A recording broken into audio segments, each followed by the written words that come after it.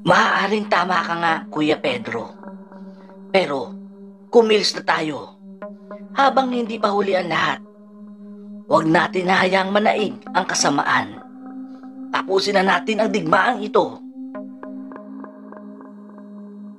Wika ni Mahalya sa binatang sugo. Sige, kumilos na tayo. Tutuldukan natin ang digmaang ito. Maiksing tugon naman ni Pedro. Muli siyang sumakay sa dambuhalang manok patungong bayan. Ang sentro kasi ang unang sinalakay ng mga demonyo. Mula sa himpapawid, muling natanaw ni Pedro ang kanyang mga kawal na buong tapang na nakikipaglaban sa mga halimaw na pinangunahan ng general. Sa kabilang bahagi naman ng kalangitan, wala din ng tigil ang sagupaan. Kaunti lamang ang kanilang bilang upang harapin ng libo-libong hukbo ng kadiliman. Sa madugong digmaan, ilang kawal na ang binawian ng buhay upang hindi maubos ang kanilang hukbo. Sinimulan na niyang gamitin ang mahiwagang punyal. Nakapalob dito ang espiritual na kapangyarihan ng mga namayapang magulang ni Binibining Luwalhati. Mahigpit niyang hinawakan ang punyal.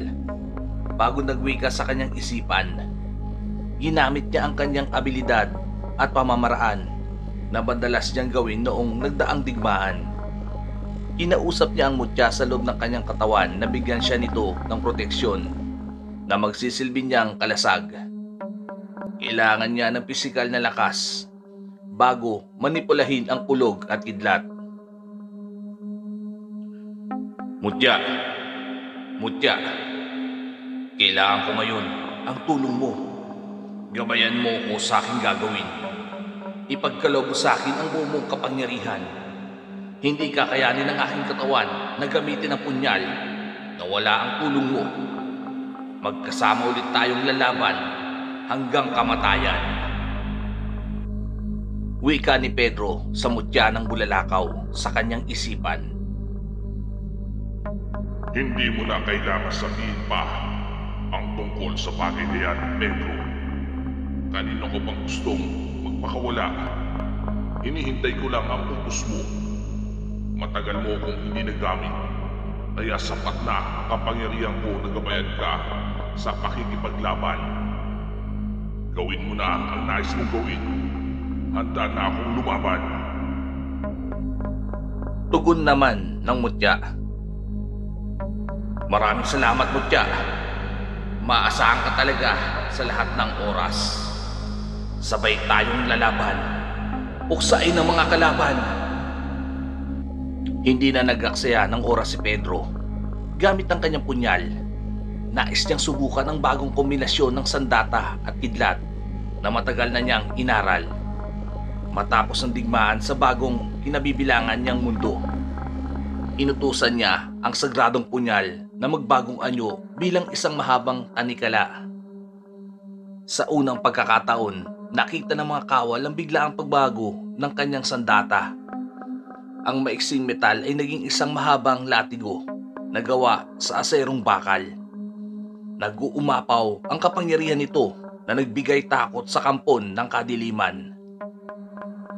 Bago siya tumalon mula sa itaas, patungong ibaba, taimtim muna siyang nagdasal gamit ang mga katagang natutunan niya sa matandang propeta. Habang paulit-ulit niyang binibigkas ang kakaibang salita, ay nagsisimula na din magalit ang kalangitan. Ang tahimik at kalmadong panahon ay biglang binulabog ng magkakasunod na kulog at kidlat. Tila nakikisimpatya sa kanya ang kalangitan. Lumangit-ngit ang bawat pagguhit ng kidlat sa alapaap na tila nagpapahiwatig ng malaking delubyo. Sa puntong iyon, walang habas siyang tumalon habang nakataas ang kanyang kamay. Iwenasiwas niya ang tanikala at tinahatak nito ang bawat pagguhit ng kidlat. Bago lumapag ang kanyang mga paa sa lupa, ay unang bumagsak ang latigo kasama ang libu-libong boltahe ng kuryente. Humalat ang kidlat sa kalupaan at bawat pagguhit nito ay tumatama sa katawan ng mga halimaw na tila alam kung sino ang dapat patamaan. Nagilalas ang kanyang mga kawal lalo na ang general sa ipinamalas na galing ng kanilang hari. Sa isang pilantik lamang ng latigo sa lupa ay maraming nasawing demonyo. Hindi kinaya ng mga kalaban ang bagsik ng kidlat. Ngunit hindi sapat ang isang atake para gapiin ang buong hukbo ng kadiliman. Gamit ang sandatang tanikala na mas lalong pinahusay at pinatibay, sinugod ni Pedro ang mga bagong paparating na kalaban mula sa malayong distansya. Mabilis lang niyang nagagapi ang mga ito. Bawat hataw at hagupit ng latigo ay nahati sa dalawa ang katawan ng halimaw. Mas lalong nabuhayan sa pakikipaglaban ng kanyang hukbo dahil sa ipinamalas niyang husay. Habang abala sila sa pakikipaglaban, naipukol muli ni Pedro ang kanyang paningin sa bandang itaas. Unti-unti na kasing nalalagas ang kanyang inatasang pangkat, kaya doon muna nakasentro ang kanyang sarili kung paano niya ito matutulungan. Aking tanikala, hiling ko na magpalit ka ng anyo bilang pana. Kailangan kong iligtas ang aking mga kawal. Pakiusap ni Pedro sa mahiwagang punyal. Mabilis namang nagbagong anyo ang kanyang sandata sa kanyang kinatatayuan. Mabilis niyang hinatak ang pana. Nakasentro ito sa kalangitan na handa nang kasintahin ang mga lumilipad na halimaw. Hindi na niya kakailanganin pa ng mga palaso dahil gawa sa matulis na hangin ang kanyang mga bala. Ang punyal ay gawa sa purong enerhiya ng makapangyarihang gumiho na dating reyna. Ang kapangyarihan nito ay manipulahin ang kalikasan at ang dalawang elemento, ang elemento ng kilat at hangin, samahan pa ng tangan niyang mutya na nagtataglay ng naglalagablab na apoy ng bulkan. Magkakasunod niyang binanat ang mahiwagang pana. Bawat palasong hangin ay mabilis na tumatagos sa katawan ng mga demonyong lumilipad. Halos umulan na ng bangkay na lalong nagpatakot sa buong mamamayan. Sa kabilang bahagi naman ay walang tigil na pinapaslang ni Mahalya at Tilya ang mga dambuhalang halimaw. Kahit na pinagtutulungan sila ng mga kalaban ay hindi ito naging madali. Sa kapal ng kanilang balahibo ay hindi sila basta madaling masugatan. Lalo't matagal din silang nagsanay upang mapalakas ang kanilang mga sarili sa mga lumipas na taon. Ligtas namang nakarating sina Romano, Maria at Jolino sa mansyon ng pamilya Delgado kasama ang ilang kawal ng binatang sugo. Ipinarating agad ng binatang sabungero ang masamang balita sa alkalde tungkol sa nagaganap na patayan sa bayan dulot ng pagsalakay ng mga halimaw.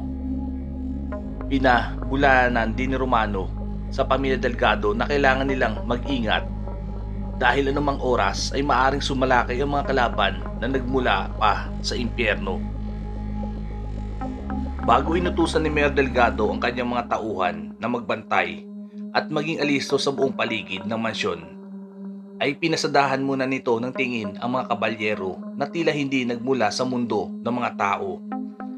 Kahit nalaman na ni Sirenti na may nagaganap ng matinding sigalot sa lalawigan, ay nanaig pa rin sa kanya ang labis na kaligayahan nang makita ang sinisintang binata.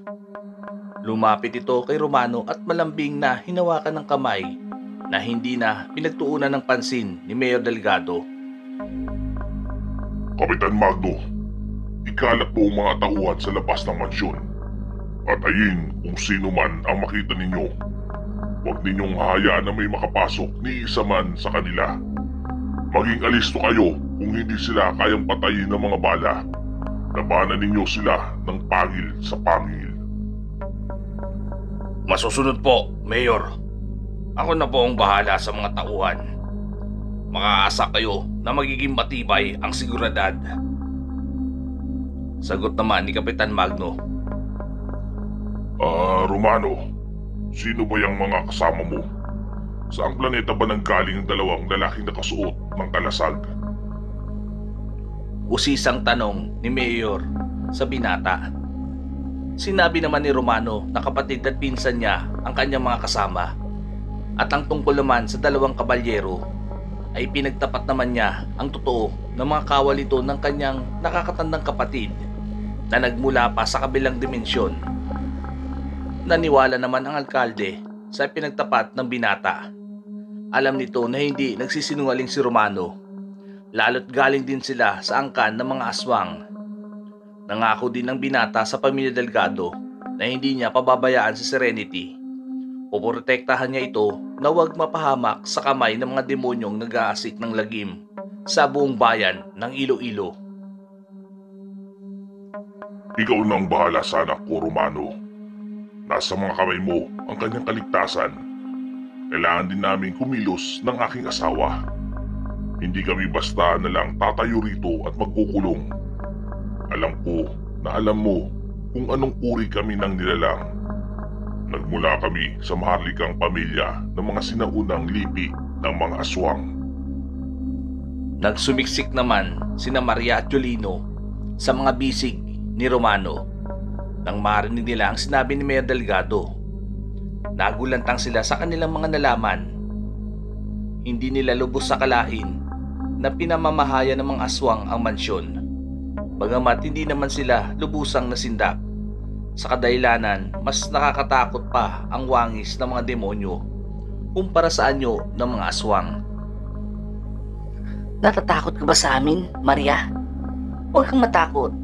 Hindi ka naman naming lalapain. Wala na pala akong dapat pang itago sa iyo, Romano. Alam mo na pala ang tinatagong lihim ng aming pamilya. Ibig sabihin nito, tanggap mo ko nung una pa lang tayong nagkamabutihan. Serenity, anong nagkakamabutihan ang pinagsasabi mo? Kung ano man ang namamagitan sa inyo ni Romano, itigil nyo na ito habang maaga pa. Tutol ako sa nais ninyong mangyari. Malamig na wika ng madre de pamilya. Ma, mahal ko po si Romano at pareho naming mahal ang isa't isa. Palatak naman ni Serenity. Naibang ka na ba, Serenity? Isa kang tagapagmana. Hindi kayo bagay ni Romano. Isa lamang siyang pangkaraniwang tao. Ano naman sa inyo kung pangkaraniwang lang siyang lalaki? Porket nagmula ako sa maharlikang pamilya, bawal na akong umibig sa kanya?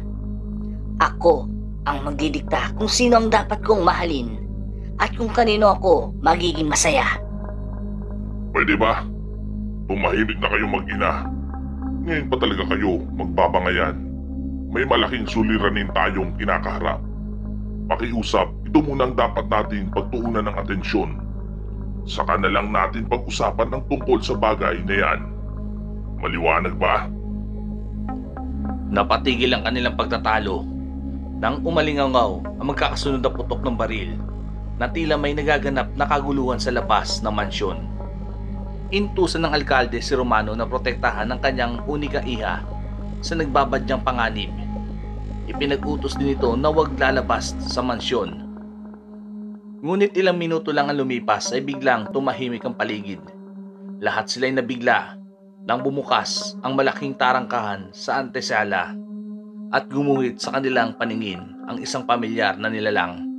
Habang bihag ang kapitan, nakabaon sa leeg ni Kapitan Magno ang matatalas na kuko ng halimaw.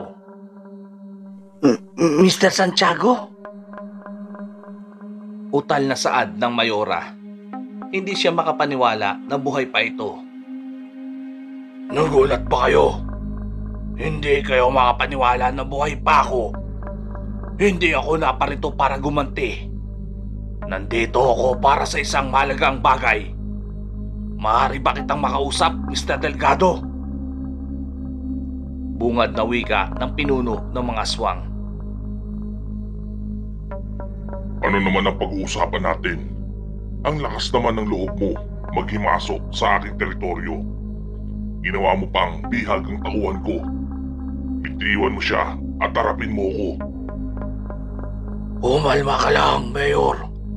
Wala naman akong balak patayin ang alaga mo. Malamig kasi akong sinalubong ng mga tauhan mo. Kaya nagawa ko ang bagay na ito. Sabihan mo ang mga aso mo na ibaba nila ang kanilang mga baril. Kung hindi, tutuluyan ko ang matapat mong kapitan. Ano ba talaga ang sadya mo? Papayag ako makipag-usap sa iyo kung sasabihin mo ang dahilan ng iyong pagparito. Sige, didiretso na kita. Balak ko makipag-alyansa sa iyo. Kung magsasanib pwersa tayo, mas lalong lalakas at lalawak ang ating kapangyarihan. Alam mo namang siguro ang nangyari ngayon sa bayan. Ipapaliwanag ko sa iyo ang buong detalye kung papayag ka sa inaalok ko. Bakit naman ako makikipag-alyansa sa iyo? Mahirap magtiwala sa isang traidor na katulad mo. Sa tingin mo ba, makakalabas ka pa ng buhay dito? Minsan ka nang pinatay ni Romano kung mayroon ka mang siyam na buhay. Paulit-ulit kitang papatayin. Sa palagay mo ba, pag pinatay mo ako, magiging ligtas na kayo? Bukod sa akin, may dalawang makapangyarihang demonyong lumitaw mula sa impyerno. Balak nilang sakupin ang sanlibutan. Lahat ng mga nabubuhay dito sa mundong ito ay mamamatay. Gagawin nila tayong alipin habang buhay. Isa ako sa ginawa niyang general, ngunit para sa kanya isa lamang akong insekto. Magbabayad siya ng malaki sa akin. Pinatay niya ang pamilya ko. Maghihiganti ako. Ako mismo ang papatay sa kanya. Kaya nandito ako ngayon sa harapan mo para makipagsanib puwersa. Hindi namin kailangan ng tulong mo. Kaya namin lumaban na wala ka. Isa pat, nandirito ngayon ang ukbo ng kapatid ko. Malakas ang kuya ko. Kayang-kaya niyang burahin sa mundong ito ang sinasabi mong prinsipe ng impyerno. Nagtataka lang ako kung paano ka nakaligtas sa kamay ng mga kabalyero. Nararamdaman ko kasi na mahina lang naman ang kapangyarihan mo. Sabat naman ni Romano. Minamalit mo ba ang kakayahan ko? Porket nagawa mo akong patayin noon, iniinsulto mo na ako. Bakit hindi mo ako ngayon subukan? Tingnan na natin kung may ibubuga ka. Tinatanong mo kung bakit ako nakarating dito. Kabisado ko na ang buong lugar. Kaya bakit naman ako dadaan sa may nagaganap na labanan? Hindi lang lakas ang basihan sa pakikipaglaban. Kailangan din ng utak at estratehiya kung paano manalo sa digmaan. At ang bagay na ito ang meron ako na wala naman sa iyo. Gamit ang batas militar, nakakasiguro ako na matatalo natin ang dalawang malakas na demonyo.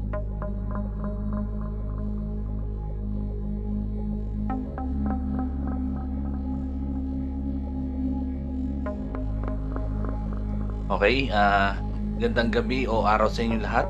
Shoutout portion po tayo. Unahin lang po sa mga nagpa-shoutout niyo sa Facebook. Si Rica Abelino, Francis Angelo Saiton Tan, shoutout sa inyo. Kay Madam Marnelyn Paklawan Sampayan, shoutout. At kay Singkit na Manonalat, shoutout po. At kay Boss Totski Leisa, shoutout po sa inyo. At sa mga newbies, subscriber, kay Hiwagat Sindak, Mara Corti, Isaya Stories, Hilda Suerte, Rosie De Mesa, Baldayo 36, Luis Abad, shoutout po. At kay Mark Dennis Barbaro, Lynn Traya, Ayon Cruz, at kay Madam Angel Bueno, shoutout po. At kay Sir Chris Stories. At sa mga supporters ko na si Miss Pers ni Dakyambao, kay Madam Yoli Gintibano, shoutout po. Kay paring Rock and Roll Motovlog, Noel Compra, shoutout po. Kay Tina Manolat, kay paring Eduardo Mermita, shoutout pre. Saka sa dalawa kong writer na magagaling na si Doug Strain at si Daddy Ink Diaries. At shoutout din kay Daragang Magayon at kay Madam Condesa. Sa mga tropa kong narrator, shoutout ko na rin sina Paray Tagalog, ang pahina, at si Madam Miss YG, Horror Stories, si Madam Geraldine Diary, Taya Stories, kababalagang kwento ni Binibining Imagination, yun, si Madam Norian Borromeo, shoutout sa inyo. Si Ang Kabalyero, Ang Pantay, at si ang aking pinakaunang influence na si Boss Kira ng Inig Story, shoutout po. At kay Madam Antingera, shoutout po. Ayun lang, sa mga bago pa lang sa aking channel, huwag po niyong kalimutan mag-subscribe at pindutin ang like at i-hit ang notification bell. Yun lang po at salamat sa mga nakikinig.